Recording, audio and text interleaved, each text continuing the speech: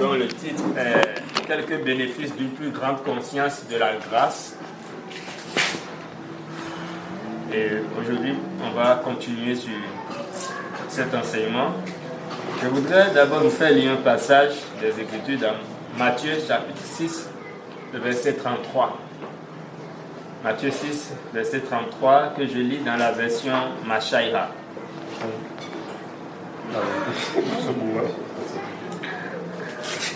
Vous ne connaissez pas la version. Qui dit ceci? Mais soyez conscients premièrement de la souveraineté de Dieu et sa justice. Et toutes ces choses vous seront données par-dessus. Amen. Amen. Soyez conscients premièrement de la souveraineté de Dieu et sa justice. Et toutes ces choses vous seront données par-dessus. Voyez. Machaïra. Oui. Machikata. C'est Machikata. C'est où Machaïra là? Machikata. Tu as trouvé ça où? Nous, on veut lire aussi. Pas besoin d'inventer les choses. Voyez, Louis II dit pour chercher premièrement le royaume et la justice de Dieu et toutes les autres choses sont données par-dessus. Et les gens ont compris ça de travers, ont pensé qu'il faut maintenant se lancer à la recherche du royaume de Dieu comme si c'était un royaume perdu, alors que la parole dit que le royaume est déjà là, que nous sommes déjà dans le royaume. Donc tu ne peux pas te dire être citoyen du royaume de Dieu et encore commencer par chercher le royaume. Ça n'a pas de sens. Matthieu combien? 33. C'est ça la chrétienne. Oui. Oui.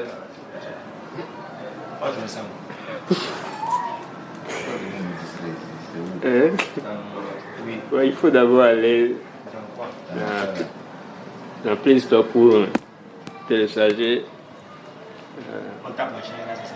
Non, ça ne donnera pas. Il faut taper BIM. B-Y-M. C'est une version de la Bible.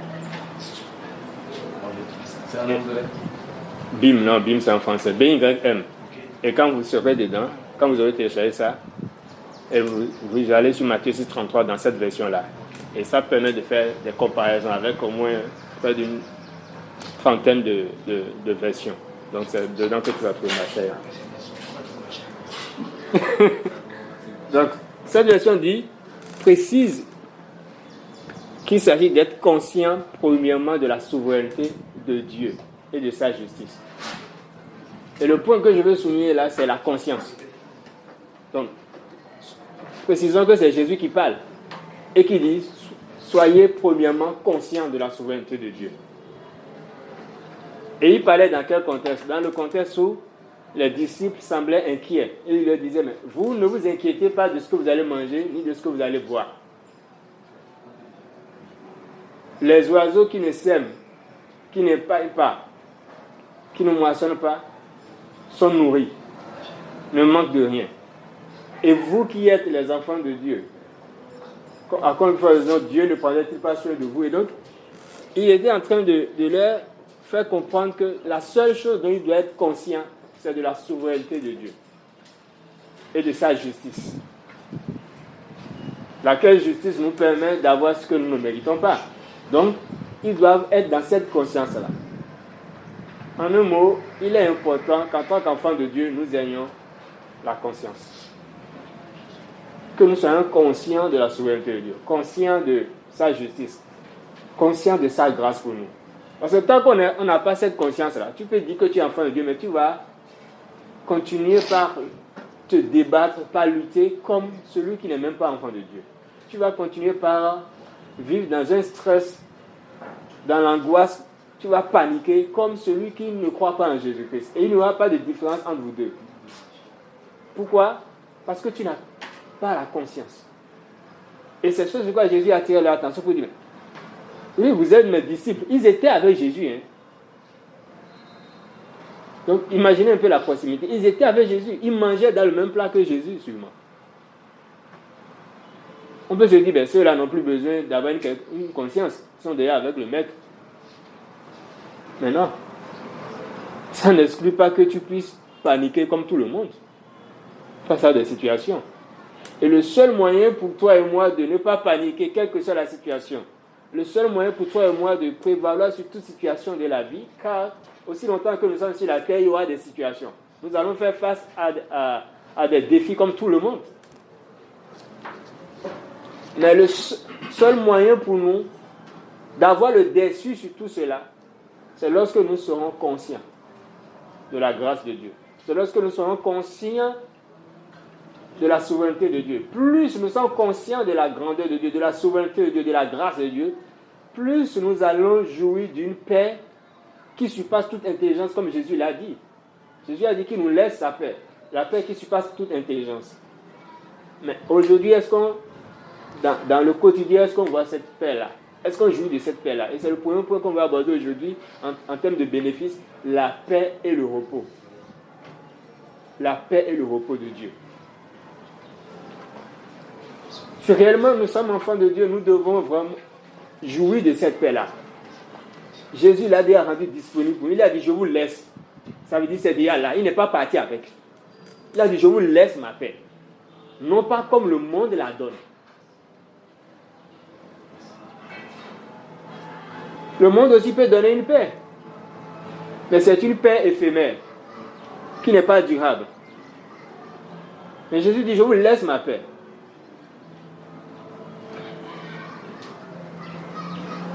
Et pour ça, il faut donc qu'on soit conscient de la grâce de Dieu, qu'on comprenne ce que la grâce nous a rendu disponible, ce que la grâce a fait pour nous.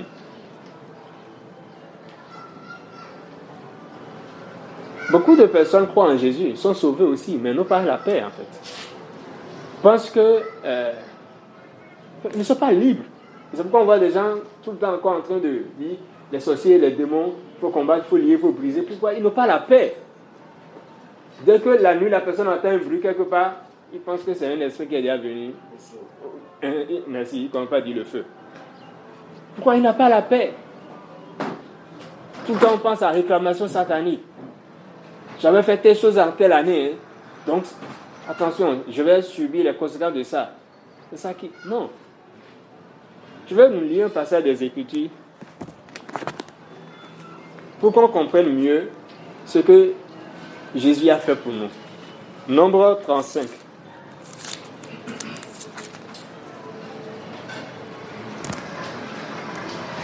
Nombre 35.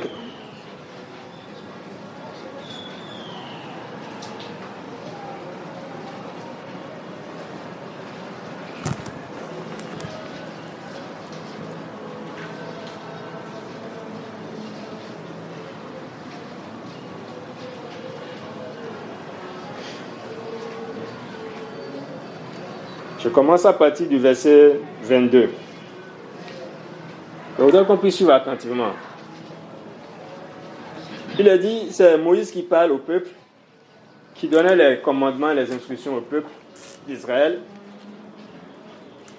Et il dit, mais voici un autre cas. Quelqu'un tue une personne en la bousculant. Il ne l'a pas fait exprès. Il n'avait rien contre elle. Ou bien il lui a lancé un objet, mais sans méchanceté. Il peut aussi laisser tomber sur une personne qui n'a pas vu une pierre capable de tuer. Pourtant, il n'était pas son ennemi et il ne lui voulait aucun mal. La communauté suivra les règles établies pour juger cette affaire entre celui qui a tué une personne et l'homme qui doit la venger. La communauté protégera contre le vengeur celui qui a tué sans le vouloir et elle le ramènera dans la ville où il s'était réfugié. Celui qui a tué sans le vouloir doit rester dans la ville de refuge. Il y restera jusqu'à la mort du grand prêtre consacré. Il y restera jusqu'à la mort du grand prêtre consacré. Mais supposons ceci, celui qui a tué quelqu'un sort de la ville de refuge et le vengeur le rencontre. Celui-ci peut alors le tuer et il n'est pas coupable. En effet, l'homme qui a tué quelqu'un sans le vouloir doit rester dans la ville de refuge jusqu'à la mort du grand prêtre. Mais après la mort du grand prêtre, cet homme peut retourner sur cette terre.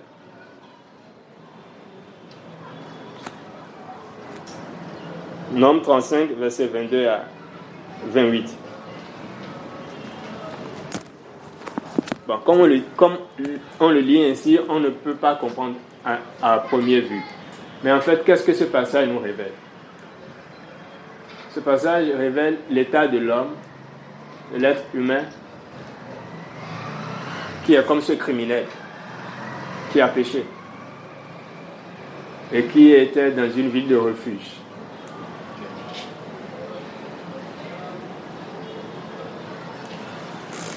Et avant de revenir, qui a perdu les privilèges de fils de Dieu, qui a perdu les privilèges d'image de Dieu, de ressemblance de Dieu, qui a perdu les privilèges de jouir de son héritage divin. Et donc, il ne pouvait retrouver cette terre, il ne pouvait revenir dans le royaume de Dieu qu'après la mort du grand prêtre. Qui est ce grand prêtre-là? C'est le sens de la mort de Jésus, ça. C'est pourquoi Jésus est mort.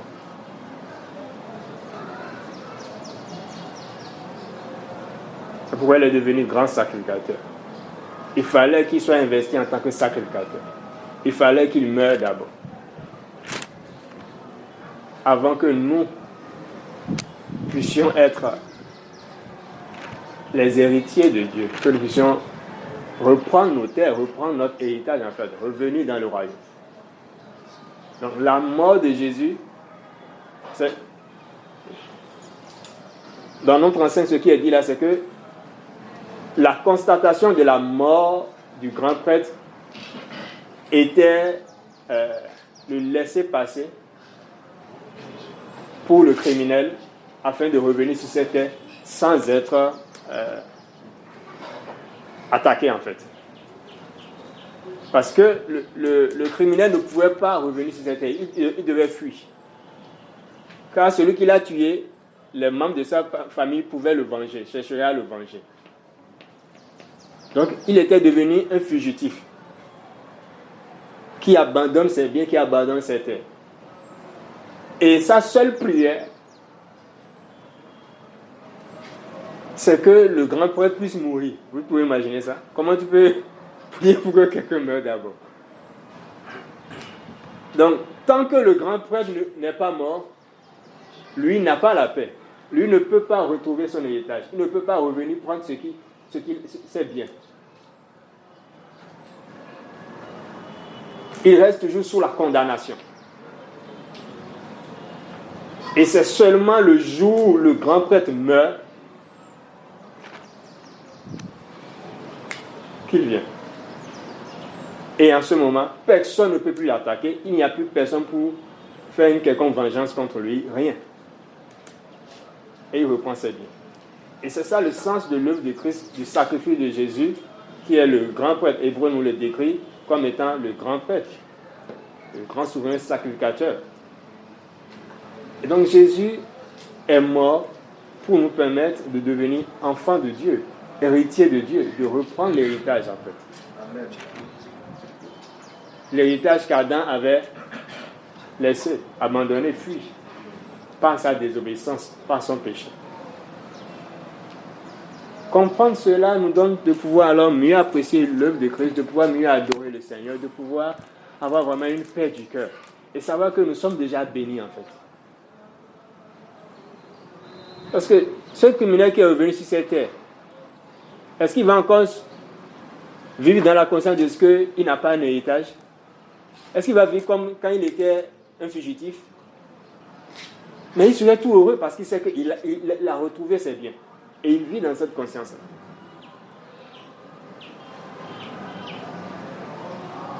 C'est donc inadmissible qu'étant enfant de Dieu, nous puissions encore vivre dans la peur du lendemain, de qu'est-ce que je vais manger, dans l'inquiétude en fait. Non. Tu as retrouvé tes terres. Tu es dans le royaume de Dieu. Là où tu as tout en fait. Il faut juste qu'on soit conscient de ça. Et donc c'est cette paix que le Seigneur nous donne d'avoir et nous jouissons de cette paix et du repos aussi en lui. Le repos contre... Jésus a dit dans Matthieu 11, verset 28, Matthieu 11, 28, la version...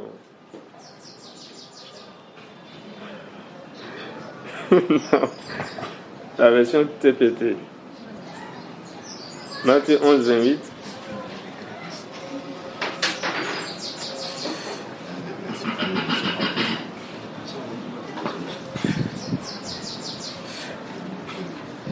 Matthieu 11, 28.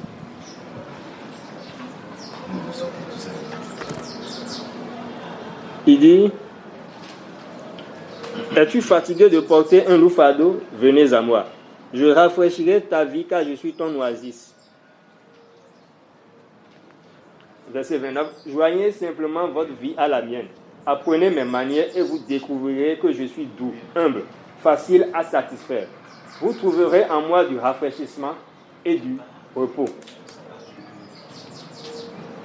Car tout ce que je vous demanderai sera agréable et facile à supporter. Matthieu 11, 28 à 30, version TPT. Donc Jésus dit, es-tu fatigué de porter un lourd fardeau? Viens à moi. Question, est-ce qu'on est déjà venu à lui, oui ou pas? Non. Nous sommes déjà venus à Jésus. D'accord? Alors, à quoi devons-nous attendre quand nous venons à lui? C'est ce qu'il détaille après, il dit, je rafraîchirai ta vie. Quand je suis ton oasis. Il a dit qu'il est un oasis. Jésus n'a pas dit qu'il est un désert. Pour qu'on puisse vivre dans la conscience du désert. Mais il dit qu'il est un oasis. Et il dit qu'il va rafraîchir ta vie. C'est-à-dire la vie ne sera pas chaude pour toi, non. Mais la vie sera rafraîchissante. Et il dit, joignez simplement votre vie à la mienne. Et c'est cette partie-là que les gens ont mal compris. Dans Louis II, il a dit quoi? Portez mon joug. Quand mon joug est doux et léger. Or qu'en réalité, ce n'était pas le sens en fait. À cette époque-là, on portait le joug aux animaux en fait. Donc, un animal pouvait mettre, en fait, Jésus disait simplement qu'on puisse mettre notre tête dans le joug qu'il porte en fait. C'est-à-dire, il a pris notre joug, vous comprenez? C'est-à-dire, on avait un joug qu'on portait. Jésus a enlevé le joug. Donc, Jésus dit, en fait, mettez juste votre tête en moi. C'est-à-dire, mettez-vous en moi, c'est tout. Plongez-vous en moi. C'est tout le sens de ce qu'il disait. Ce n'était pas un joug qu'on allait prendre et les gens le disent aujourd'hui, bon, je dois porter ma croix, chacun sa croix, et tout de suite. C'est pas ça, non. Mais c'est simplement, identifiez-vous à moi.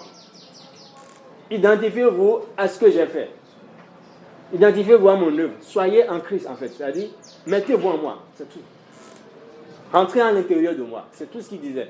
Donc, ce n'était pas un joug, non. Ce n'était pas ça. Oui, mais ne pas être conscient de cette vérité amène beaucoup de personnes à s'imposer eux-mêmes des jougs, en fait. À se porter eux-mêmes des jougs. Et ils trouvent ça normal. Ces personnes trouvent ça normal. Elles trouvent ça normal pour elles parce que Jésus a dû porter un joug. Ah, c'est pas ce qu'il disait.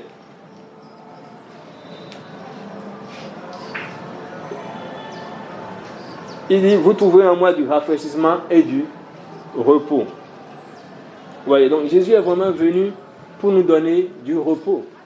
La vie en Christ est une vie de repos. Et dans Hébreu, c'est dans Hébreu, hein?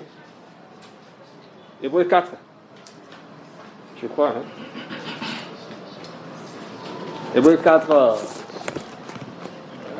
3 à 4, je pense.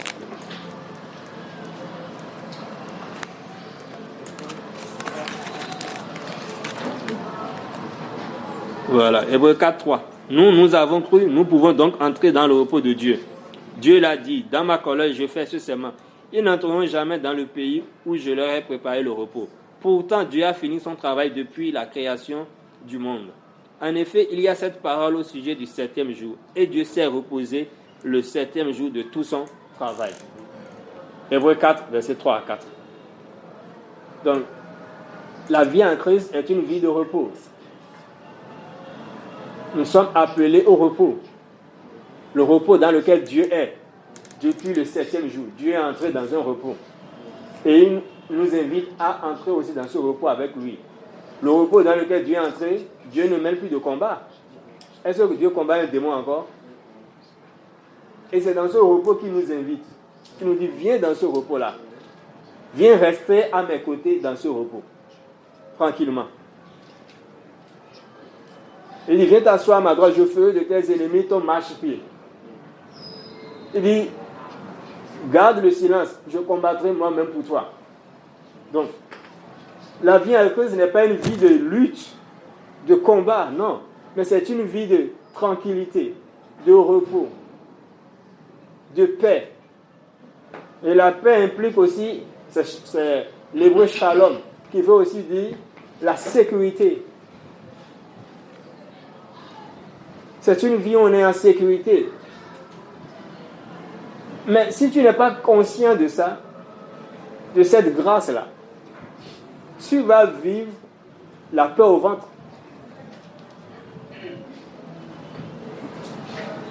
Tu vas vivre la peur au ventre.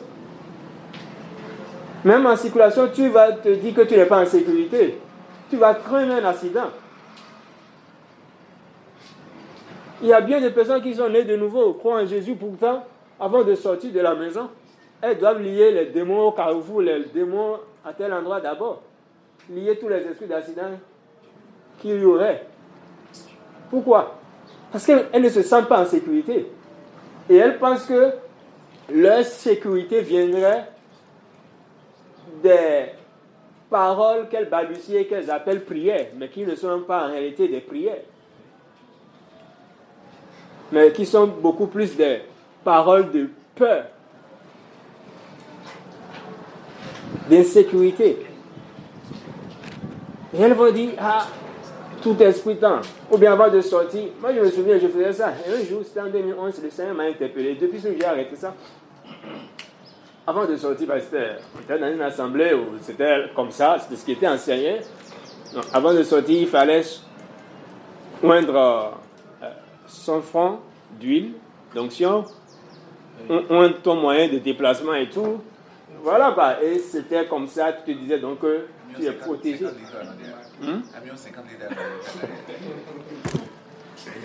Et un jour, je voulais sortir.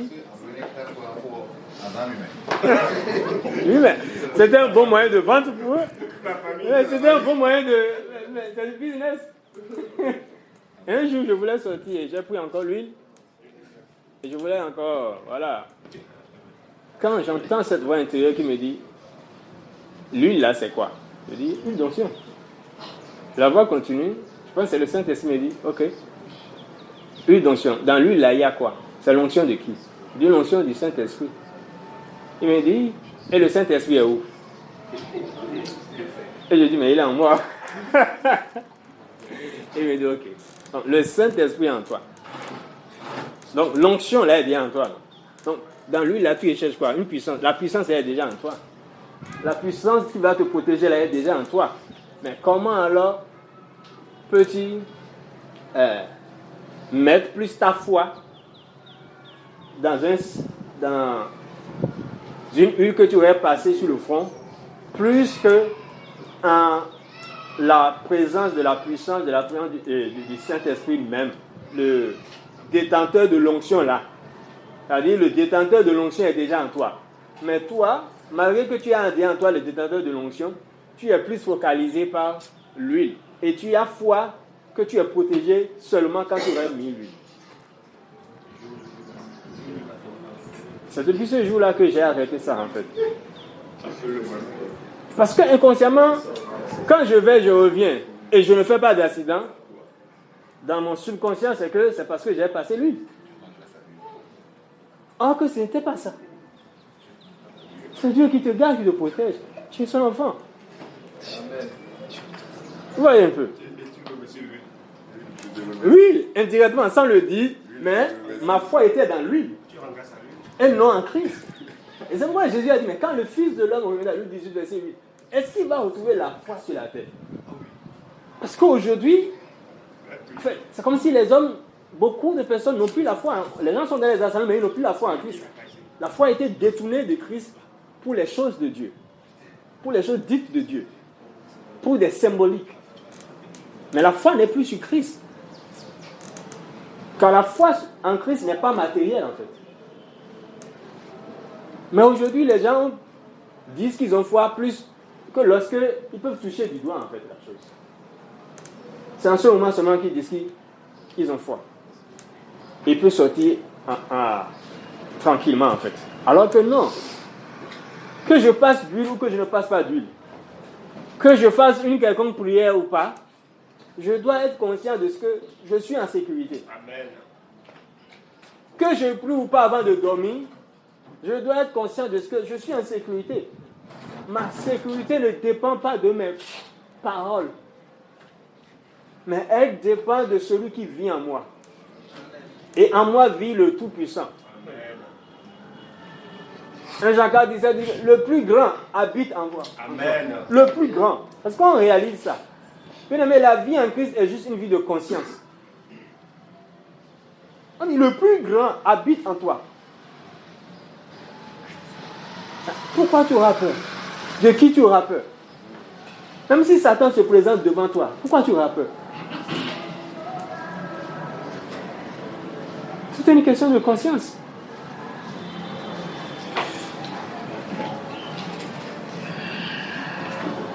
Donc,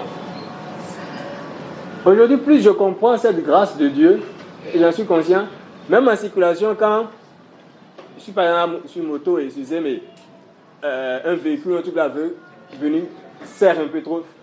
Avant, j'aurais paniqué en fait sur la moto. Mais là, en fait, je suis tellement détendu, je me dis non, c'est pas possible que quelque chose m'arrive. Sérieux quoi. Je dis c'est pas possible. Pourquoi? Parce que mais, il y a tout un garde-fou là en fait. Il y a toute une garde. Vous imaginez un cortège présidentiel qui est en train de circuler, le président va paniquer. Avant même qu'il ne sorte de la maison, mais le chemin est balisé. Amen. Il y a déjà des militaires qui sont déjà positionnés à plusieurs endroits stratégiques. Et le cortège présidentiel, mais tu ne sais même pas dans quel véhicule exactement le président est. Et dans les nations les plus puissantes, par exemple aux États-Unis, j'avais suivi un reportage où on a montré aux États-Unis le véhicule présidentiel, je crois. Et c'était après l'assassinat de Kennedy. Voilà, c'est là où ils ont pensé maintenant à vraiment faire un véhicule terrible qui est blindé de tous côtés. Oui, même les Russes aussi ont fait ça. Blindé de tous côtés. Tu peux tirer tout ce que tu veux. Avec un système qui permet au président de s'échapper, quelle que soit l'attaque. Bon, si des êtres humains arrivent à faire ça, par leur puissance limitée. Ici, on parle du Dieu Tout-Puissant, du Créateur de tout l'univers, dont ton corps est le palais, ton corps est le temple, ton corps est sa résidence. Amen. Il habite en toi. Tu es sa maison sur terre. Il est à l'intérieur de toi. Il va laisser un petit démon en couche pilote venir t'attaquer. Comment? C'est pas possible. C'est parce que les gens, on n'a pas compris ce que Christ a fait pour nous. On n'a pas compris ce que Christ a rendu disponible pour nous. On n'a pas compris la grâce qui est disponible pour nous. Quand la Bible dit que la grâce est disponible, on n'a pas compris ce que ça signifie. Qu'est-ce qui est mis dans la grâce est disponible? On n'a pas compris.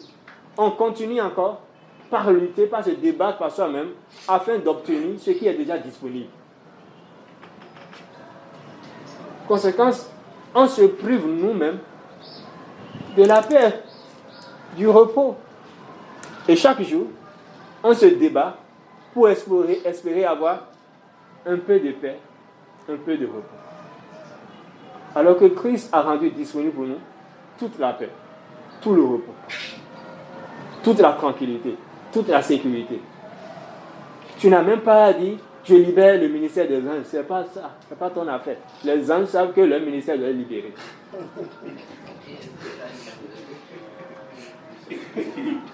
Les anges savent. Laissez-les faire leur travail. Parce que la parole dit que nous sommes appelés à juger les anges. Est-ce qu'on a compris ça? Tu es appelé à juger les anges. Quand si l'ange fait mal son travail, tu vas le juger. Donc, il sait qu'il... Tu es son boss.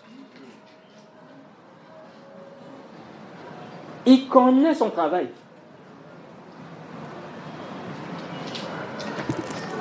Hébreux 4, 3 à 4.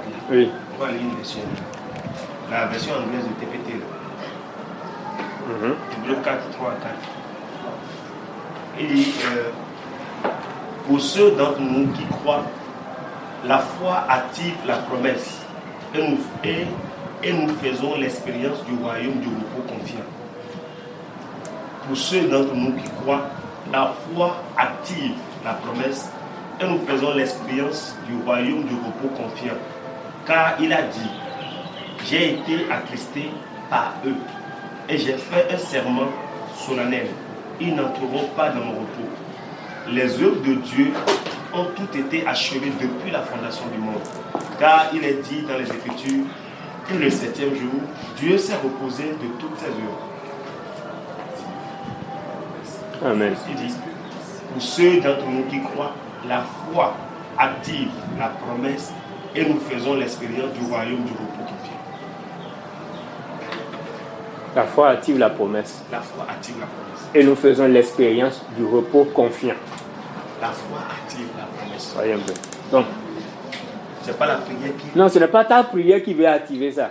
Oh, la foi dont il s'agit, ce n'est pas une foi que tu produis. Hébreux 12, 2 à 3. Jésus est l'auteur et le consommateur de la foi. C'est lui qui a donné la foi. C'est-à-dire, ce qui va activer la promesse, c'est lui qui te donne ça. C'est-à-dire, tu ne fais rien. Lui-même, il se sert de te donner ce qui va activer la promesse là. Afin que tu puisses jouir du repos confiant. Mais malheureusement, Jésus a fait son job, mais nous n'étions pas conscients de ça. Nous cherchons encore à activer la promesse. Les 7 clés d'activation de la promesse de Dieu. Il faut activer la promesse dans ta vie. Oui, c'est vrai, Dieu a promis, mais si tu n'actives pas ça, tu ne l'auras jamais. Non. Ça ne marche pas. Dans la version amplifiée, il est dit, Hébreux 4, 3 à 4, la version amplifiée dit, pour nous qui avons cru, c'est-à-dire, nous qui avons personnellement mis toute notre confiance et avons compté sur Dieu, nous entrons dans le repos, ainsi nous avons maintenant sa paix intérieure, parce que nous sommes assurés de notre salut et certains de son pouvoir. Amen. Nous sommes assurés de notre salut. On a la paix, la tranquillité. Nous avons sa paix intérieure. Ce n'est pas notre paix, ce n'est pas une paix des hommes, non. Ça rejoint ce que Jésus avait dit dans le livre de Jean où il a dit qu'il nous laisse sa paix. Une paix intérieure. Une paix qui fait que, comme David l'a dit, même si je marche dans la vallée de l'ombre de la mort, je ne crains aucun mal, en fait. C'est cette paix-là. La paix ne signifie pas qu'il n'y aura pas de vallée de l'ombre de la mort, non.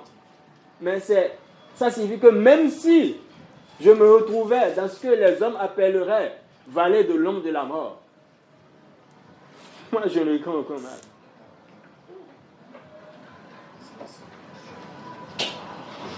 Cette paix implique que même si je me retrouvais au milieu du feu, je ne crains aucun mal. Et c'est ce que Dieu a dit. Il a dit, les eaux ne te submergeront pas. Le feu ne te consumera pas. Et les 3 compagnons de Daniel ont fait cette expérience au milieu de la fournaise ardente. Il y a eu vraiment la fournaise. Et la fournaise était très ardente. Aucun humain ne pouvait survivre à cette fournaise. Au point où ceux qui les ont jetés dedans ont été consumés, sont morts. Mais eux, ils sont rentrés dans cette fournaise, ils n'ont rien eu. Pourquoi? Parce qu'ils étaient rentrés dans le repos confiant. Parce qu'ils comptaient sur Dieu. Il y a beaucoup de personnes, beaucoup d'enfants de Dieu qui croient pourtant en Jésus, qui disent croire en Jésus, ne comptent pas sur Dieu. Quand viennent les situations de la vie, il arrive que nous cessons de compter sur Dieu. Nous commençons par paniquer, par nous poser un tas de questions, par être stressé, par être nerveux. Alors que ce n'est pas ça. Agir de la sorte montre que nous ne comptons pas sur Dieu. Ça montre que nous ne lui faisons pas confiance. Alors que Ce qui fait mal dedans, c'est que les compagnons de Daniel n'avaient pas la grâce d'avoir la foi que nous, on a aujourd'hui. Ils n'avaient pas la foi de Christ. Nous avons la foi de Christ. Ce n'est pas la foi en Christ, mais la foi de Christ lui-même. C'est-à-dire, la foi que Christ lui-même il a. La foi que Christ lui-même il a manifestée. La foi que Christ a manifestée lorsqu'il était sur la barque qui allait chavirer. Et qui était tel qu'il dormait tranquillement. Malgré la tempête. Cette foi-là, c'est cette foi que nous avons reçue gratuitement, par grâce. Mais malgré ça, nous manquons de confiance en Dieu.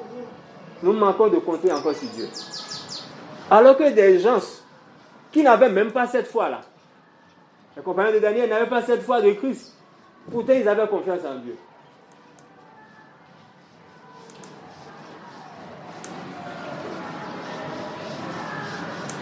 C'est vraiment une question de conscience. Ils étaient convaincus d'une vérité, que leur Dieu peut les sauver. C'est ce qu'ils ont dit au roi. Ils ont dit au roi, jamais nous n'allons nous prosterner devant ta statue. Nous savons que notre Dieu peut nous sauver. Et même si il ne nous sauvait pas. Et ça, c'est le niveau élevé de confiance. Certaines personnes, dans certaines situations, on peut dire qu'on a confiance en Dieu. Et la confiance, là, c'est quand on est sûr qu'il va nous sortir d'affaires. Quand on est sûr qu'il va nous accorder ce qu'on désire. Mais si on nous disait que mais il ne va pas te sortir d'affaires, est-ce qu'on continue tout d'avoir confiance en lui? Et c'est ce que les compagnons de Daniel ont dit. Même si Dieu ne venait pas nous, Dieu, nous savons que Dieu, notre Dieu là, Elohim, peut nous sauver. Mais même s'il arrivait que dans sa souveraineté, il a décidé de ne pas nous sauver, ce n'est pas pour autant une raison pour nous de nous prosterner devant sa statue.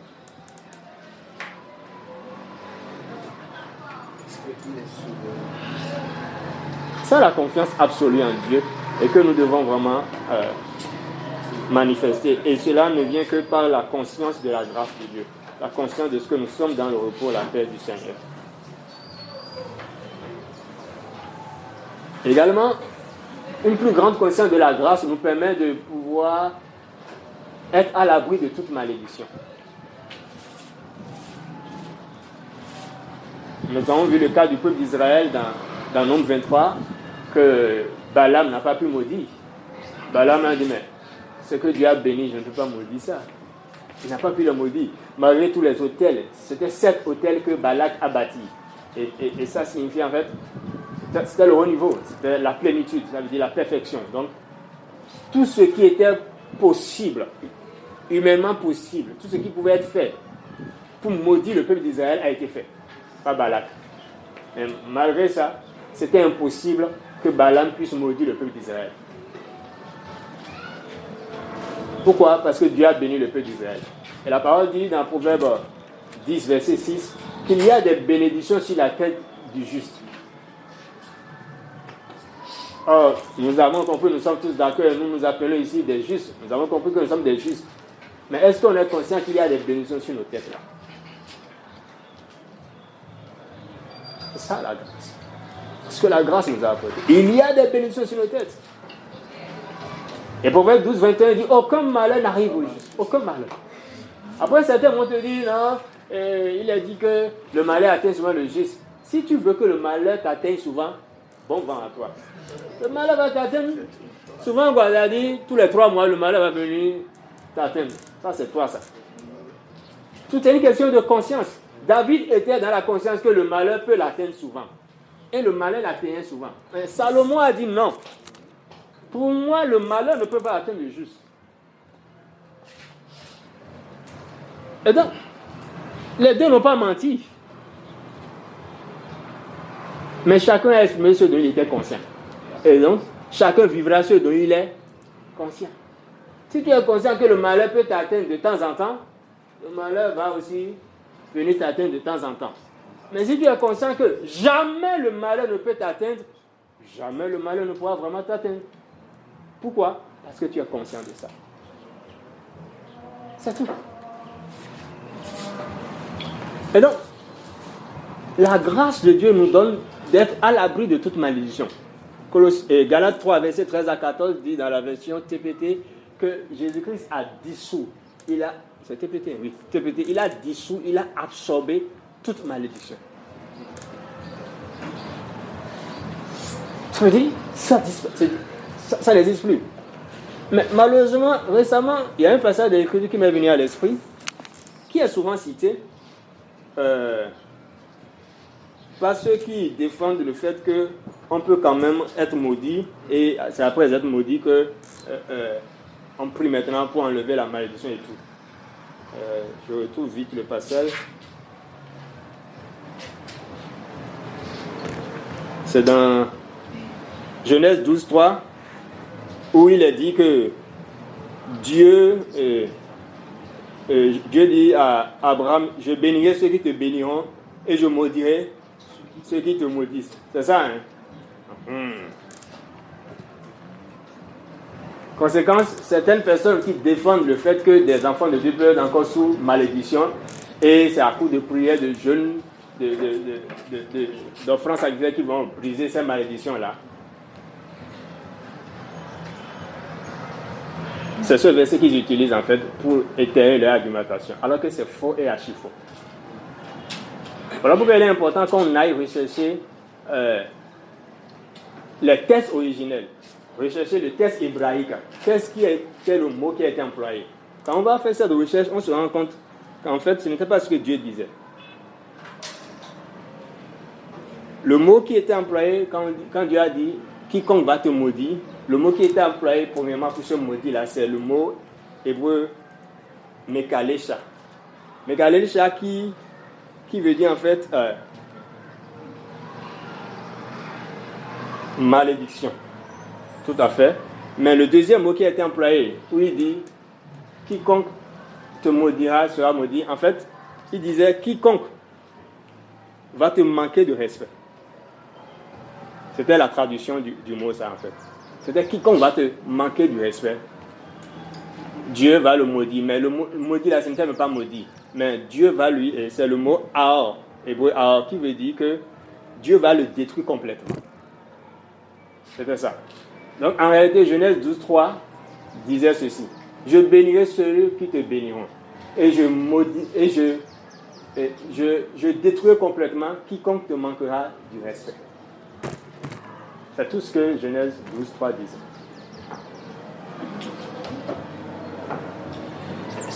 Donc, il n'y avait aucun rapport en fait avec malédiction. Parce que si tu es déjà béni, on ne peut pas mélanger la lumière et les ténèbres. Combien? Quand la lumière vient, les ténèbres disparaissent. Donc, quand la bénédiction vient, on ne peut plus voir trace de malédiction. Donc, en griffe, nous sommes non maudissables, quoi. C'est pas possible qu'une malédiction vienne, non. Personne ne peut même essayer de te maudire. C'est pas possible. Ce que Dieu dit, c'est celui qui va oser te manquer de respect, je vais le détruire. Et c'est ce que Abimelech a subi plus tard. C'est ça en fait.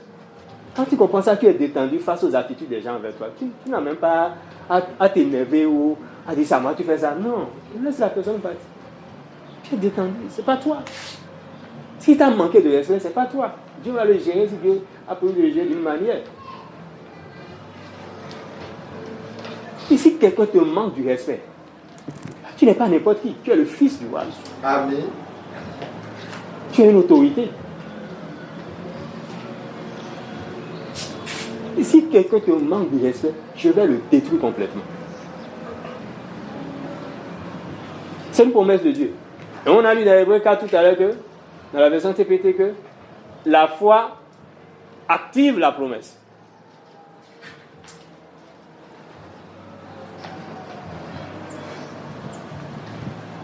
La foi active la promesse. Cette promesse est manifeste en fait, par la foi de Christ en nous. Donc nous jouissons de cette promesse, mais il faut elle est disponible pour nous, il faut juste qu'on soit conscient de cela pour en bénéficier pleinement, comme cela Oui. Je vais partir un passage en Matthieu 6, Oui. verset 27 à 34. Matthieu 6, verset à 34. Il dit: Est-ce que quelqu'un, en s'agitant devant le miroir, a déjà grandi d'1 centimètre? Tout ce temps et cet argent gaspillé par la mode, pensez-vous que cela fasse une si grande différence? Police. Au lieu de regarder les modes, allez dans les champs et regardez les fleurs sauvages. T'envoies au champ. Elles ne se pomponnent pas et ne font pas de shopping. Ah. Mais avez-vous déjà vu? Elles ne se pomponnent pas et ne font pas de shopping. Elle ne se pomponne pas. Comment se pomponne? Mais avez-vous déjà vu de telles couleurs? Mais avez-vous déjà vu de telles couleurs et de tels motifs? Les 10 hommes et femmes les plus habillés du pays ont l'air minables à côté d'elles. Si Dieu accorde une telle attention à l'apparence des fleurs sauvages, dont la plupart ne sont jamais vues, ne pensez-vous pas qu'il s'occupera de vous, qu'il sera fier de vous et qu'il fera de son mieux pour vous? Ce que j'essaie de faire ici, c'est de vous amener à vous détendre, à ne pas être si préoccupé par l'obtention, afin que vous puissiez répondre aux dons de Dieu. Des gens qui ne connaissent pas Dieu, la façon dont il travaille, s'inquiètent de ces choses. Mais vous connaissez à la fois Dieu et la façon dont il travaille. Imprégnez votre vie de la réalité de Dieu, de l'initiative de Dieu, des dispositions de Dieu. Ne vous inquiétez pas de manquer quelque chose. Vous constaterez que toutes vos préoccupations humaines quotidiennes seront satisfaites. Accordez toute votre attention à ce que Dieu fait en ce moment et ne vous inquiétez pas de ce qui pourrait arriver ou non demain. Dieu vous aidera à faire face à toutes les choses difficiles qui se présenteront le moment venu. Amen. Amen. C'est la version TPT. Non, c'est TPT. C'est TPT. Non, c'est MSG. C'est MSG. C'est MSG. Ah. C'est MSG. C'est le message. Ah.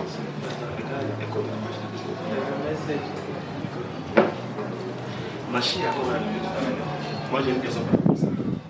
Matthieu 6 tantôt à machine.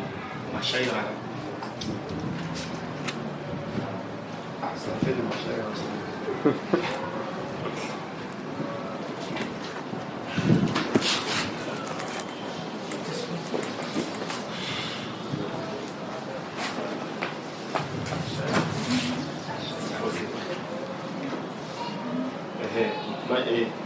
Machaï a dit, Matthieu 6 tantôt.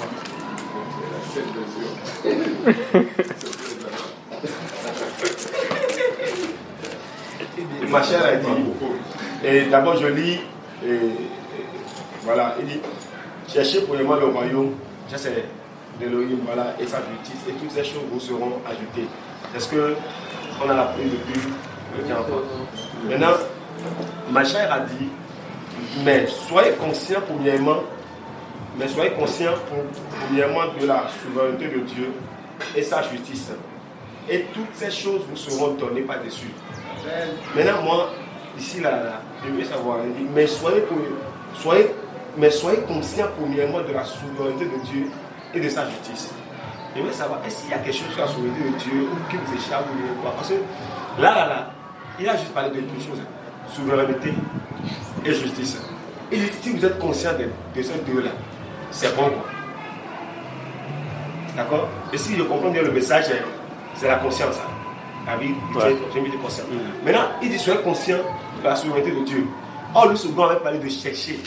On a compris que le royaume de Dieu n'est pas perdu. Donc, maintenant, soyez conscient premièrement de la souveraineté de Dieu. Moi, j'aimerais qu'on revienne encore de façon simple sur la souveraineté de Dieu. Les deux notions-là. C'est ce qu'il a dit. Il est ici, il est présent. Et il dit que les notions seront. Donc, souveraineté et justice là. Honnêtement, comme si on n'a jamais entendu parler de ça. Non, c'est pourquoi on a eu doucement. Donc chacun là, à la con revient dessus quoi. Pas de souveraineté de Dieu là. Franchement, ce que ça veut dire, la justice, oui bien sûr. Le but de tout ça, c'est pour que les autres. Non, c'est vrai. C'est pas ce que tu veux. Attends, c'est ça non? Le but de tout ça, C'est ça le but. pour que les autres. C'est ça. Ouais, là. Parce qu'en fait, autant qu'on est nous, on veut vivre la vie. Ou bien. Ah, comment? Lui-même dit que. Il dit sa volonté, c'est que nos vies soient une publicité de sa gloire. C'est ça. Ouais. Donc il est d'accord. C'est pour ça qu'il a dit ça. Donc, comme il est là, moi je vais mettre ça devant le même temps. Donc on y va. Donc souveraineté là, de façon terre à terre. Bon. Voilà. Qui prend la parole? Soyez conscients de la souveraineté de Dieu et de la justice de Dieu. Pour vous là, ça veut dire quoi? Ça implique quoi? Interrogation orale. Allez. Je vais désigner. C'est à la rangée des bavards.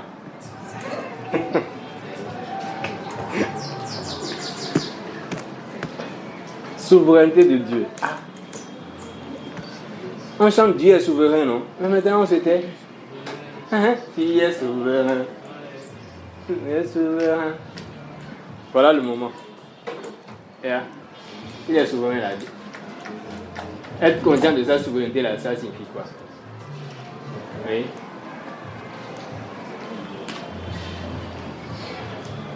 Oui, juste ça, c'est. Selon moi, la souveraineté de Dieu, c'est que Dieu, il est l'alpha et l'oméga. Il est le début et la fin de toute chose. Il n'y a absolument rien qui puisse arriver, mais c'est un plan qui puisse se dérouler, qui ne soit de son plan. Personne ne peut se lever, genre, quand on dit par exemple le diable attaque. Le diable ne peut pas se lever et attaquer quelqu'un si ce n'est pas dans le plan de Dieu que le diable aille attaquer cette personne-là pour lui. C'est ça. Donc, en fait, tout ce qui arrive dans nos vies, c'est juste par sa volonté. Tout, hein? Tout, absolument tout. Tout. On est d'accord? Hein? On va revenir dessus. Et que oui, juste Chavel. La souveraineté de Dieu, c'est également être conscient que même quand j'ose dire que la grâce de Dieu, elle est abondante et que je dois la réclamer dans plusieurs choses de ma vie, c'est Dieu qui me conduit comme ça. Que ce n'est même pas moi-même. La souveraineté de Dieu également pour moi, c'est cette conscience que j'ai que c'est Dieu qui m'attaque. Quand ce qui peut être jugé par les hommes de malheur, de route là, m'arrive, c'est Dieu, c'est pas le diable, c'est pas les démons, c'est pas les sorciers, c'est Dieu qui m'attaque. C'est être vraiment conscient que même si je perds mes cheveux, que c'est les cheveux tombent ou bien quelque chose, la plus infime chose qui puisse m'arriver, que je puisse voir, c'est Dieu qui est au contrôle de ça. Amen. Oui. Oui. Shalom. Je suis rapidement bâtie sur un enseignement, une réunion que Dieu nous avait déjà enseignée ici par la voix de Juste par rapport à la souveraineté. Et là, on se rappelle que Dieu disait que la souveraineté de Dieu communique la paix. Et la souveraineté de Dieu montre qu'il y a un seul qui est admis dans sa présence, c'est Jésus-Christ. Donc la souveraineté de Dieu, c'est c'est qu'il ne regarde pas aux hommes, mais qu'il regarde à Jésus pour faire ce que lui a prédit. Du coup,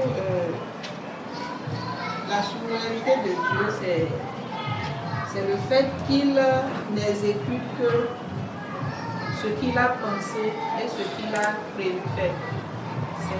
C'est sa souveraineté. Il ne s'agit que de lui, de ce qu'il avait déjà arrêté de faire et avait prévu. Et cela a pour conséquence la paix et cela a pour conséquence de nous propulser dans le repos de Dieu. Amen. Oui, c'est vrai. Pour moi, la souveraineté de Dieu, c'est que rien ne se passe en dehors de sa volonté. Et cette volonté n'est pas dans une boîte, n'est pas fermée.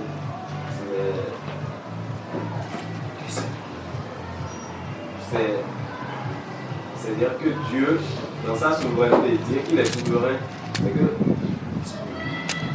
il peut dire que tel est bon demain, et lui-même il revient dire aujourd'hui que c'est pas bon. Il peut dire que tel est bon pour telle personne, et il choisit tel autre qui dit ce n'est pas bon.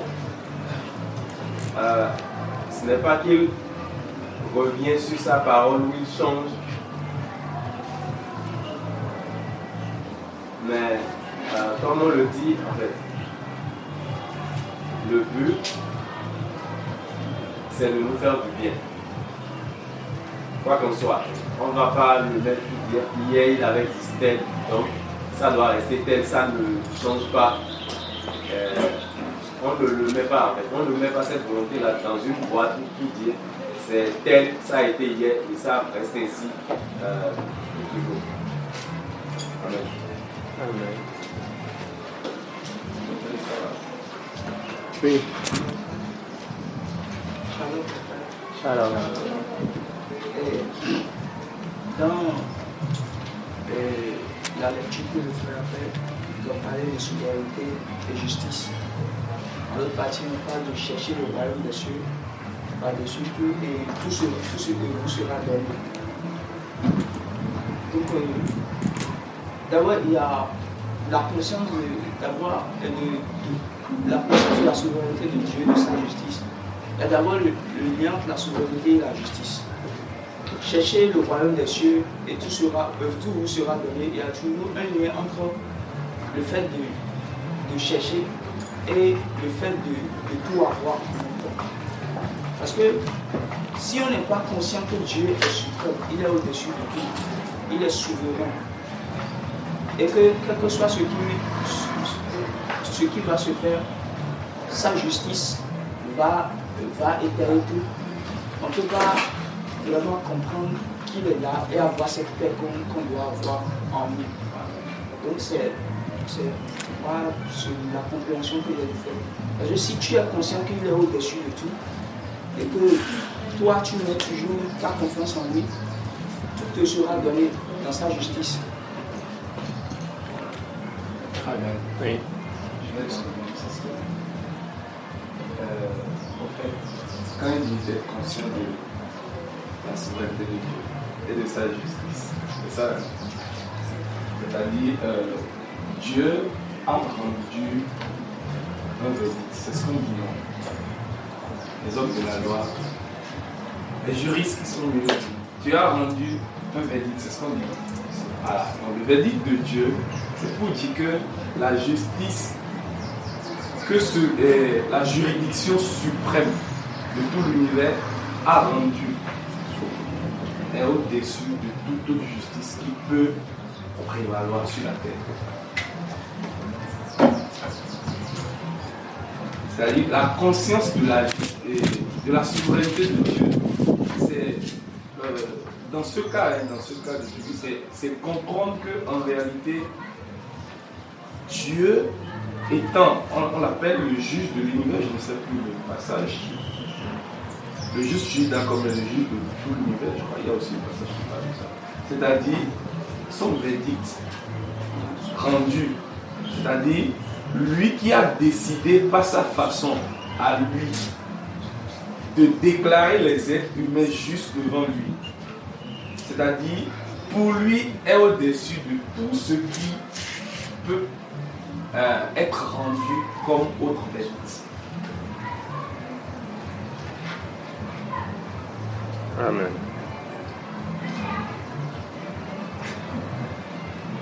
Encore? On va aller vite, il est 11 heures. C'est un peu lourd. Oui. Mais c'est ça. Romains 7,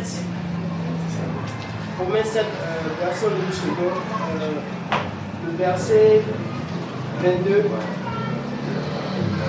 Car je prends plaisir à la loi de Dieu selon l'homme intérieur, mais je vois dans mes mains une autre loi qui lutte contre la loi de mon entendement et qui me rend captif de la loi du péché qui est dans mes mains.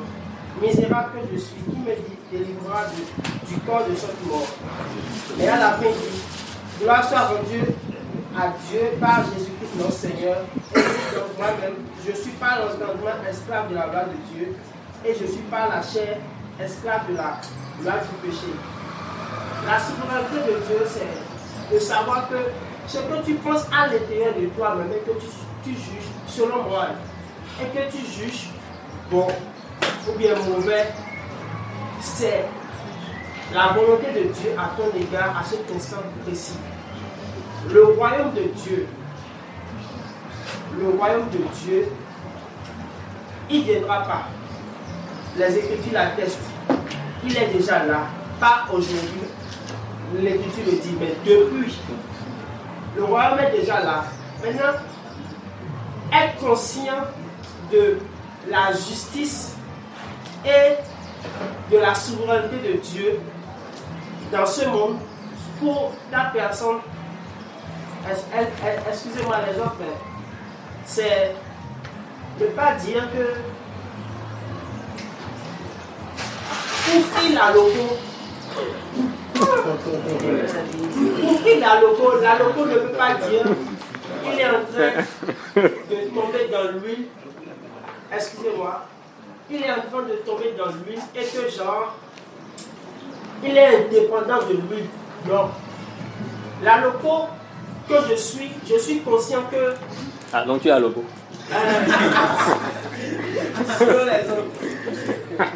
C'est que je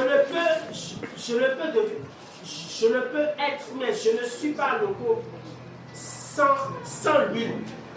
Dans ce monde, on dira, pour être clair, en fait, tu n'es pas dans ce monde sans Dieu, tu n'es pas sans l'air.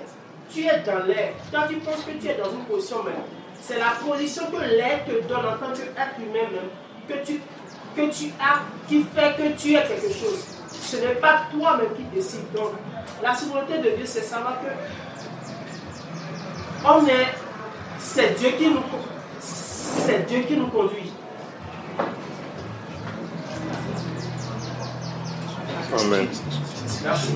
Moi, je voulais dire juste un passage. Je ne sais pas pour vous. Je voulais juste dire un passage.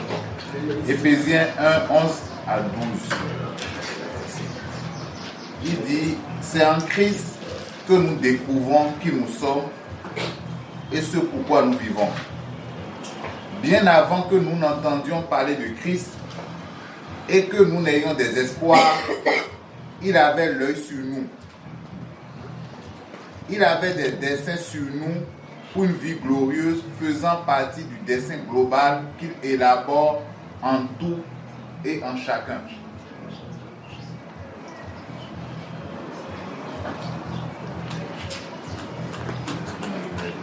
Amen.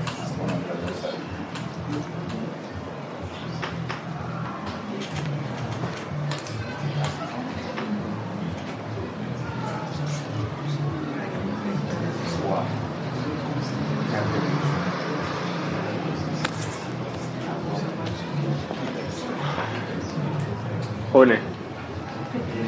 Avant même il avait des dessins sur nous. Une vie de dessin global qu'il élabore. Hein? C'est quelle version? La lecture là, c'est le message. Éphésiens 1, 11 à 12. Il dit, c'est en Christ que nous découvrons qui nous sommes et ce pourquoi nous vivons. Sinon, bien avant que nous n'entendions parler de Christ et que nous n'ayons des espoirs, il avait l'œil sur nous. Il avait des desseins sur nous pour une vie glorieuse, faisant partie du dessein global qu'il élabore en tout et en chacun. En tous les hommes et en chacun.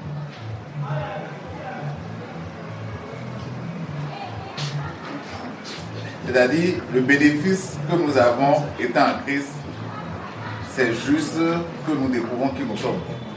Amen. Et ce pourquoi nous vivons. Les autres, ils ne le savent pas, mais ce n'est pas pour autant qu'ils n'en ont pas et que ce n'est pas en exécution pour eux. Ce n'est pas pour autant que ce n'est pas en exécution pour eux. Et c'est lui qui a élaboré ce dessin global-là en chacun et pour chacun et qui le mène à nous. Pour moi, c'est ça souveraineté, ça en fait. Amen. Et cette souveraineté là, il y a une définition là. Moi, je suis en train de chercher ici.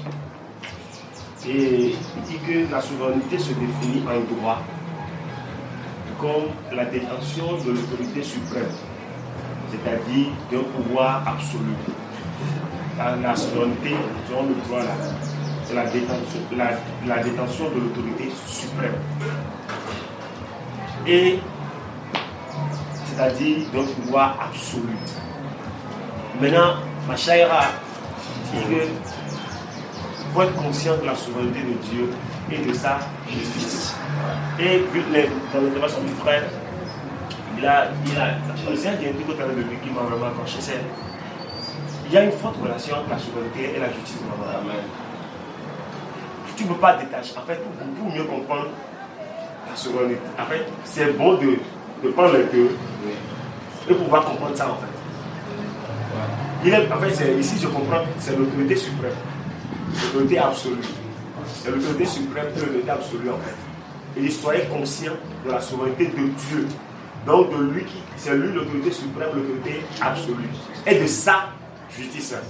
Or, la justice là, c'est encore sa décision et son verdict à lui en fait. Voilà, sa sentence. Donc soyez conscients de un, il a l'autorité suprême. De sa décision, sa sentence. Et quelle est sa sentence? C'est que il dit, je vous ai approuvé. La sentence dit, je vous ai déclaré juste. Oui. Et il dit, si l'Éternel approuve les voies d'un homme, c'est ça, hein? Il y a un passage qui parle de l'Éternel approuve. Même ses ennemis. Il incline en sa faveur, le cœur de tous ses ennemis en sa faveur. Ça, c'est sa décision. Bon, il a l'autorité suprême qui a prononcé une sentence. Donc, il a l'autorité suprême et soyez conscients de ce qu'il a l'autorité suprême et de la sentence qu'il a prononcée. Et si vous êtes conscient des deux là, tout vous sera donné par-dessus tout. Donc, il a l'autorité suprême et il a prononcé une sentence. Voilà les deux. Amen. Oui.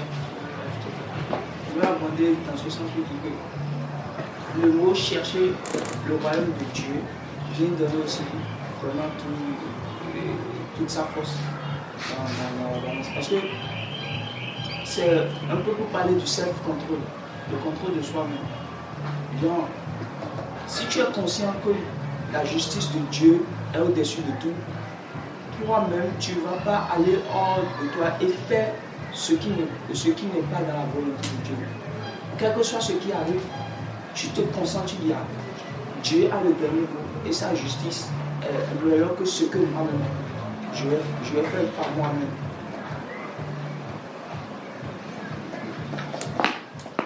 On va pas finir aujourd'hui. Tu vas continuer.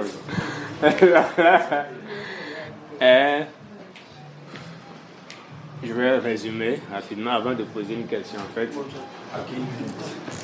Oui, à toi.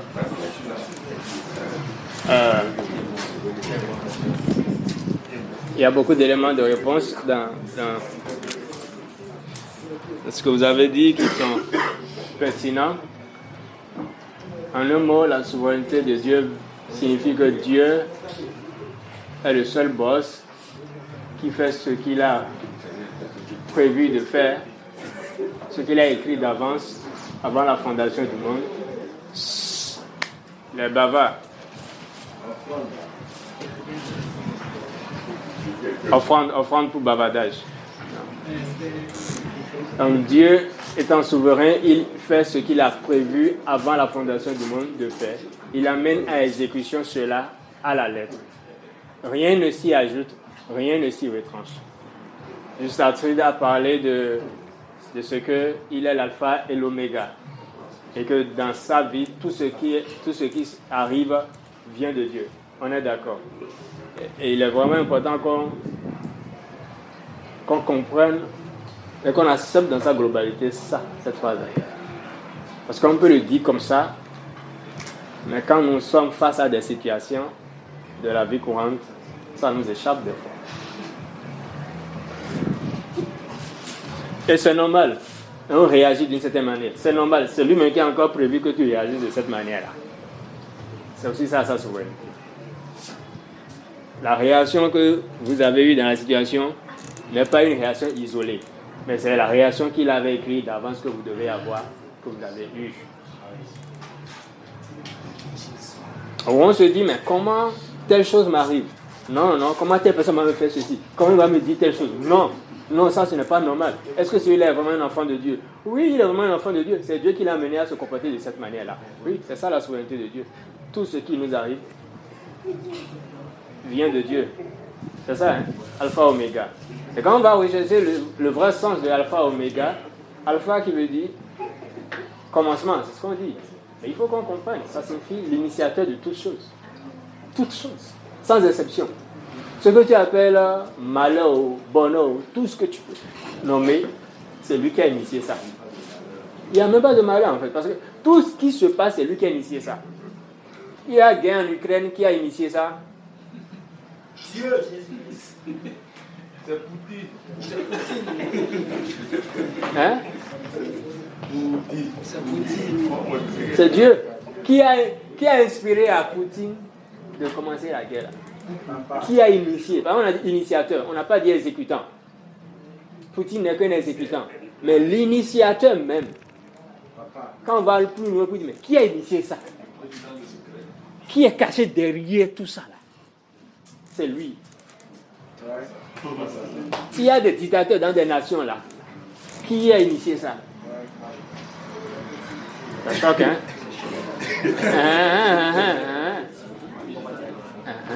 Moi, je pense que si on lit l'Ancien Testament, oui, et qu'on comprend vraiment ce qui s'est passé dans l'Ancien Testament, on ne peut pas dire que Dieu initie des guerres, pourquoi ça va choquer.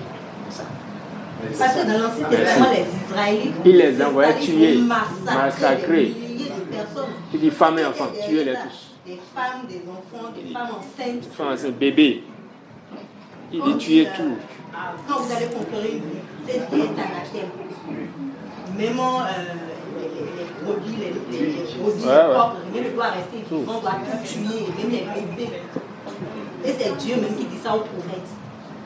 Là, je ne comprends pas. Il pouvait juste, je ne sais pas, mettre dans le cœur des peuples là, de quitter, d'aller s'installer. Et de tuer les pouvoirs. Ils vont s'installer. Pourquoi il a fallu toute cette guerre-là pendant, et c'est pas une guerre d'1 an, 2 ans, un truc qui a duré vraiment longtemps dans le temps.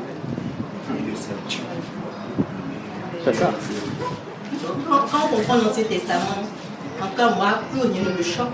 Alléluia. Rien ne me choque.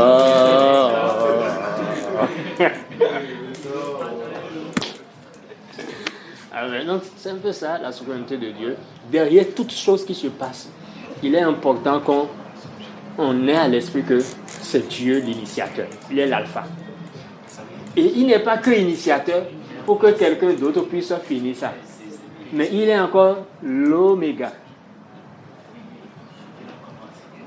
Et quand on dit oméga, ce n'est pas que il a initié, après il va dormir et il laisse les gens faire leur désordre. Non. C'est-à-dire c'est un alpha qui continue jusqu'à arriver à l'oméga, à la finition. C'est un travail qui mène de bout en bout. Quelqu'un ne commence pas à coudre un habit et après il laisse ça, un autre vient faire les finitions et lui vient mettre les boutons à la fin. Non. Il commence, c'est lui qui continue jusqu'à la fin. C'est lui qui fait tout dans le moindre détail.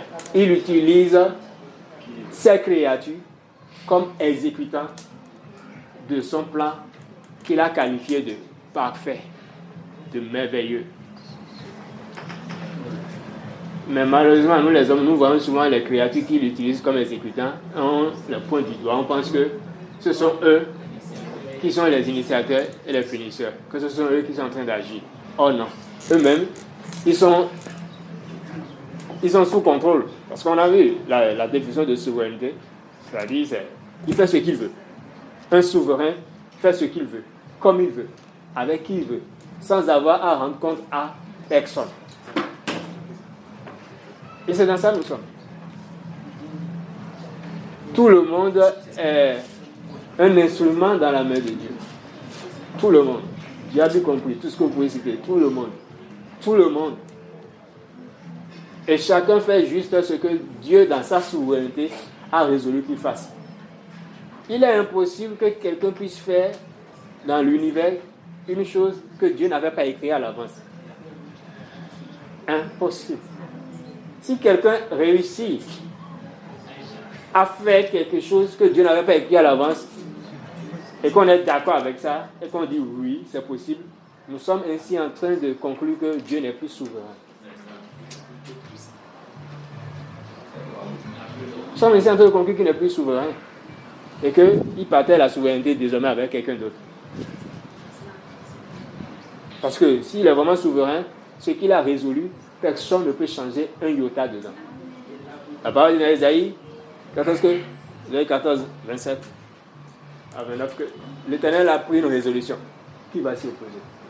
Il a étendu sa main. Qui pourra la détourner? Parce qu'il est souverain. Quand il prend une résolution, personne ne peut s'y opposer. Et donc, il ne s'agit pas, parce que des fois, on peut faire des prières du genre où on pense qu'on peut amener Dieu à revenir sur une décision. On peut changer et dire, oh oui, nous on a fait ces prières-là. On prend l'exemple de... Non, c'était pas Moïse, c'était Abraham. Donc, oui, il y a eu le cas de Moïse et il y a eu le cas d'Abraham. Moïse qui quand Dieu voulait détruire le peuple, il dit il va lui reconstruire un autre peuple. On dit Moïse, parce que dans le temps, on était dans l'art de l'intercession, il y avait un ouvrage comme ça qu'on lisait et qui expliquait ces choses-là qui étaient vraiment... Oui. Donc, on dit, donc on peut amener Dieu à revenir sur sa décision. Il y avait des techniques, des trucs. Alors, oui, on cite ces exemples. Alors que c'est faux et archi faux. Parce que mieux tu comprends la souveraineté de Dieu, tu te rends compte qu'en fait, c'est comme si Dieu jouait à un jeu. En fait, tu opères dans le repos. Ouais, Dieu jouait à un jeu. C'est lui-même qui il sait ce qu'il veut, il sait ce qu'il a prévu. Et dans ce qu'il a prévu, il met un pion. Et il te met à cœur, à toi, de lui dire telle chose. Et après, quand la chose se passe, toi, tu dis, c'est parce que j'ai dit ça que Dieu a changé son avis. Alors que non, Dieu n'a pas changé son avis. C'est le même avis qu'il avait toujours. C'est toi qui ignorais ça. Quand on était petit, il y avait un dessin animé qui passait la Tante Yoyo. Est-ce que quelqu'un a regardé Tante Yoyo? Moi, je pense que nous sommes tous comme des Tante Yoyo. Des marionnettes. Et après, Qui dans un mardi. on a fait ci, on a fait ça. Ouais, c'est ça. C'est dans l'esprit de Tante Yoyo. La fois passée, on a eu l'info Cotonou de Ashkel.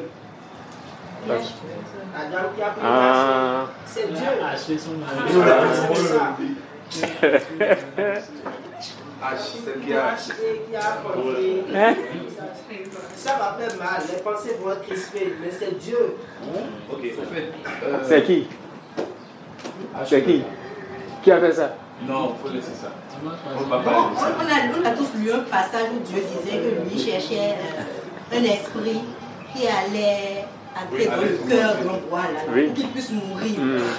Donc, c'est Donc, pas conclusion, en fait, aucun esprit ne se lève pour aller de lui-même pour faire quelqu'un quelque chose. de lui-même. Impossible. C'est quelqu'un qui donne l'ordre. Oui, parce qu'il y a un souverain. On est dans un royaume.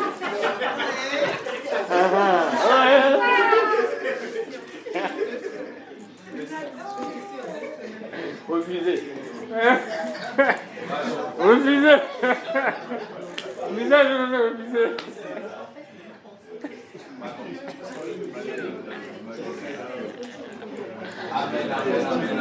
Souveraineté là, c'est ça? Oui. Jésus, parlant de son retour, a dit, il a donné une prophétie. Il a donné des signes annonciateurs de son retour. Ouais. Et il a parlé de quoi? Il a parlé de guerre. Ouais. Il a parlé, vous entendez des trucs de guerre. Il y aura, s'il dit, genre, il y aura l'amour de l'argent. C'est genre, il a donné des signes. Donc, il a parlé de guerre. Donc, c'est comme s'il a parlé de carnage. Ouais. Donc, quand il dit H-gueule, ça peut choquer en fait. Les gens, vous allez entendre des choses bizarres, des choses qui vont se produire. Oui. Et c'est ça qui annoncerait. Ce sont des signes annonciateurs. Voilà. Donc, c'est comme si la prophétie est en marche. Amen. Mais si nous sommes choqués par ça, c'est sa souveraineté. Et donc, si on dit non, ça c'est pas normal, c'est pas bon, c'est comme si on était en train de dire que son retour n'est pas normal en fait. Parce que ces événements-là sont les précurseurs de son retour. Amen. Et donc, il y a un lien entre la souveraineté et la justice. J'aurais fini par ça en disant qu'en fait, vous voyez, dans un état de droit, par exemple, on dit ceci, on dit du président qu'il est le premier magistrat du pays. Voyez un peu. Il est le premier magistrat du pays. Ça veut dire le garant de la justice, la première personne garante de la justice, de l'état de droit dans une nation, c'est le président, c'est l'autorité suprême. Ouais. Et on parle de la souveraineté d'un État. Donc, Dieu est souverain, il est un roi souverain, et en tant que tel, il est comme le premier magistrat en fait de l'univers. Il est le garant de la justice. Et de quelle justice? Pas de la justice basée sur la sagesse humaine. Pas de la justice basée sur ce que nous appelons bien ou mal. Tout à l'heure, on a parlé du cas de H-Girl. On est choqué, c'est normal. Du point de vue de la justice humaine, c'est choquant. Mais est-ce que du point de vue de lui, sa justice, c'est choquant pour lui?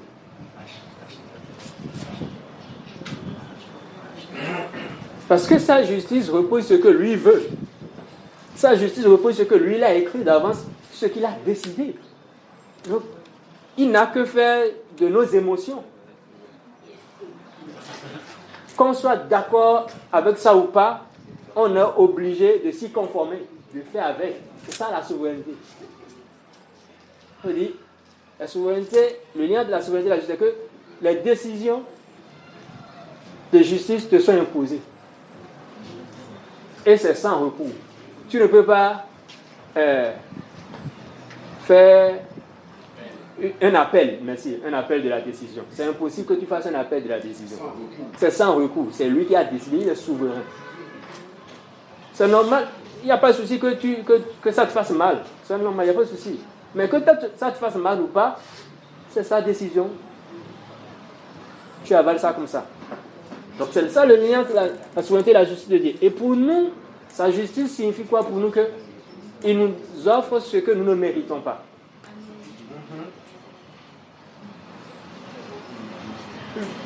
Quand aujourd'hui on parle de ce qu'il y a des élus, on est prédestinés au salut et tout, on est content, hein? On n'est pas choqué par ça. Mais c'est à la limite méchant de notre part. Parce que et les autres qui ne sont pas destinés. Vous voyez un peu? Et les autres qui ne sont pas destinés. Est-ce que c'est juste? C'est injuste? Qu'est-ce qu'on va dire? Eux, ils vont dire que c'est injuste. Oui, personne n'a voulu. Ça ne dépend pas de leurs œuvres. Donc c'est ça le lien entre la souveraineté et la justice de Dieu. Et donc nous devons être conscients. Et Jésus dit, quand vous êtes conscient de ça, vous constaterez.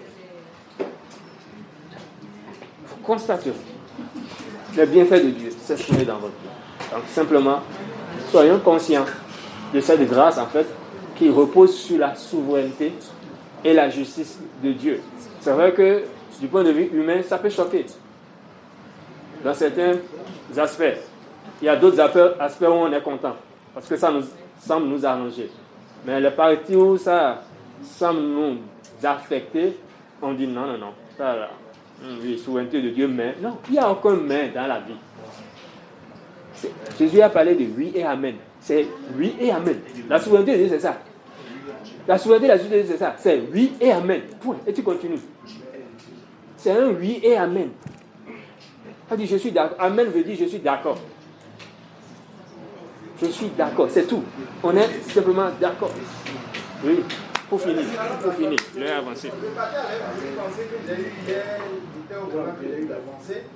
Je riais seul quand j'entendais ça parce que papa, vous vous rappelez l'histoire de David qui a tué Uri et qui a pris sa femme.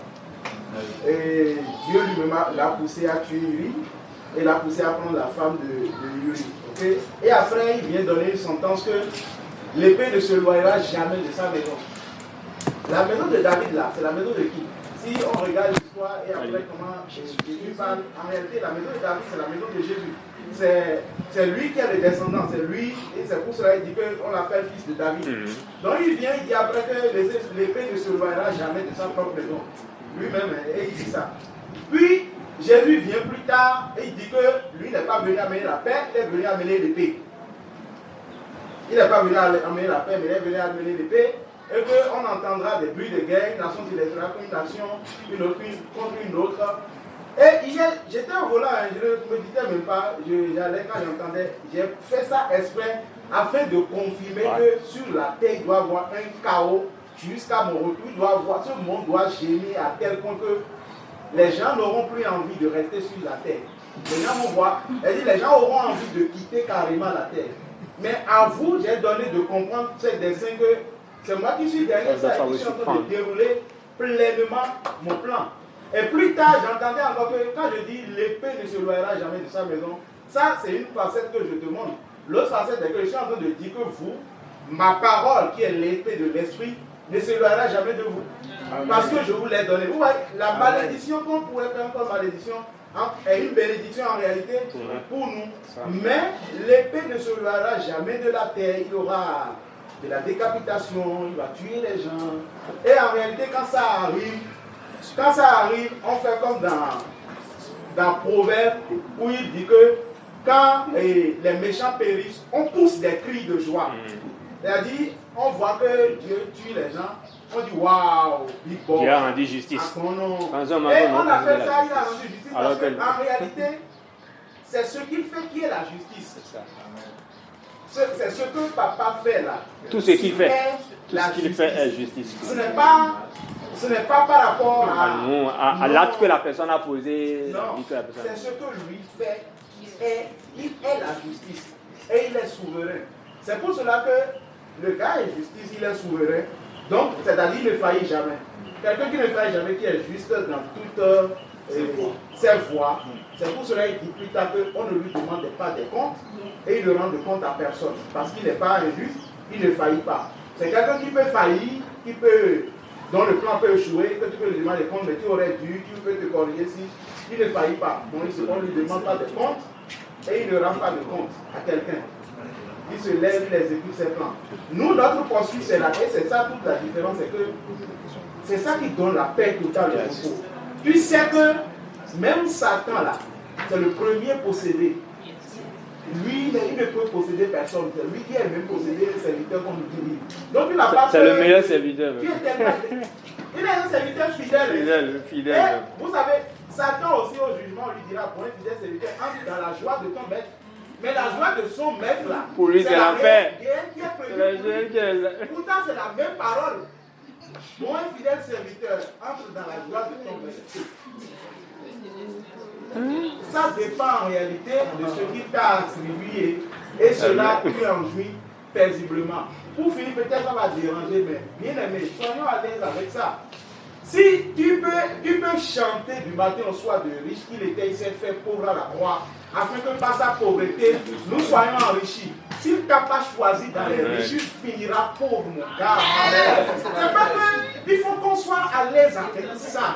C'est-à-dire, quand il dit ça, cette parole, quand il dit cette parole-là, c'est que dans le lot, il a choisi des gens qui vont jouir de la personne grave. Il y en auront qui n'auront pas.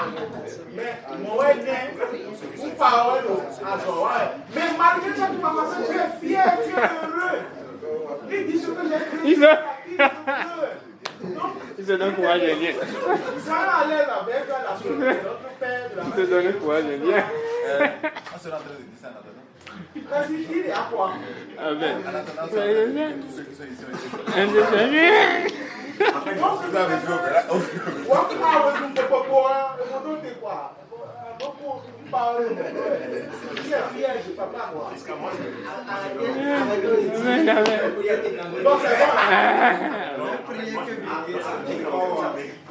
Inconsciemment, inconsciemment, et même des chrétiens peuvent en fait, dans leur conscience, et prendre le diable pour souverain sans le savoir. Le diable est souverain. Pour souverain, en fait, de façon pratique, et sans le savoir, inconsciemment, les chrétiens peuvent prendre le diable pour souverain sans le savoir.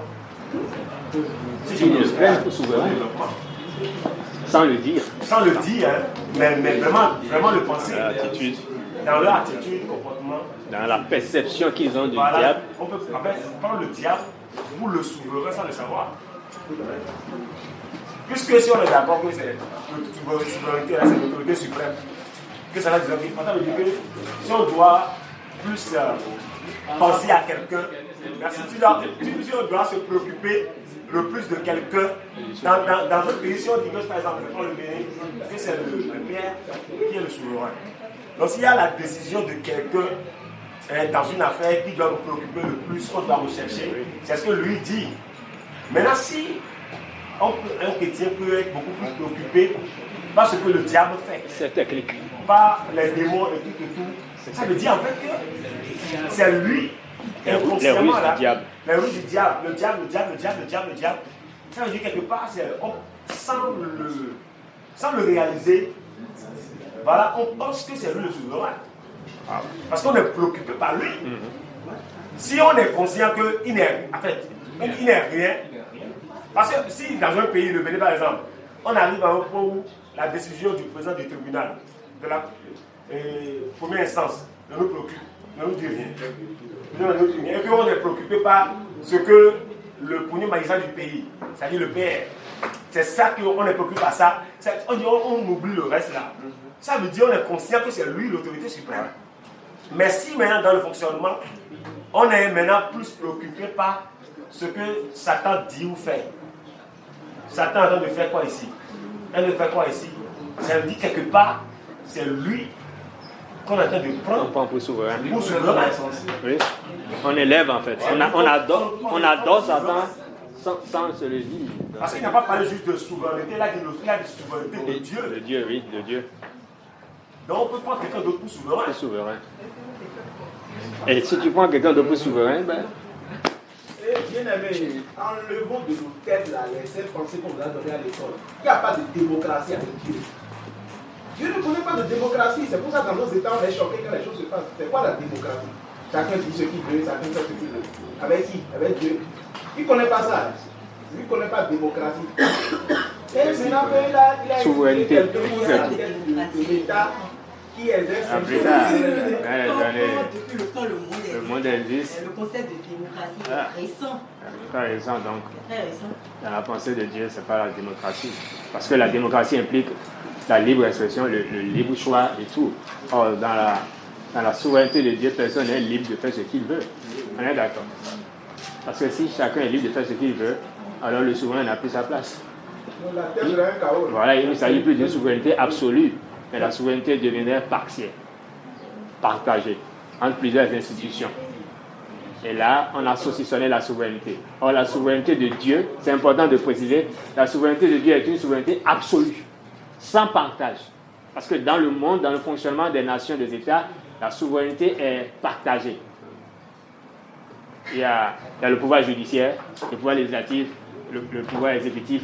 Donc, c'est partagé en fait, pour que le pouvoir ne soit pas concentré en un seul endroit Voilà, pour que le peuple ne soit pas brûlé. Mais dans le cas de Dieu, dans le royaume de Dieu, ce n'est pas ça. Il n'a pas partagé ça avec quelqu'un d'autre. Le pouvoir est à lui seul. Il a un pouvoir absolu. Et donc sa souveraineté est une souveraineté absolue, sans partage. Donc on n'a pas en réalité un libre choix. On peut penser qu'on a un libre choix. On exprime des choses. On pense que c'est nous-mêmes qui les exprimons, mais en réalité, c'est ce qu'il a voulu qu'on exprime, qu'on a exprimé. Mais on croit que c'est nous-mêmes qui sommes en train d'exprimer des choses, on dit je suis libre de faire ce que je veux. Mais au fond, Dieu rit, parce qu'il sait que tu vas faire ce que tu veux. Mais tu es juste téléguidé, un peu comme les marionnettes, là, tu fais ce que lui, il a prévu que tu fasses. Mais tu n'en es pas conscient, tu penses, mais tu fais. Donc, il n'y a que des tantis yo-yo et des tontons yo-yo sur la terre. On va rendre grâce à Dieu. C'est important qu'on ait la conscience de là.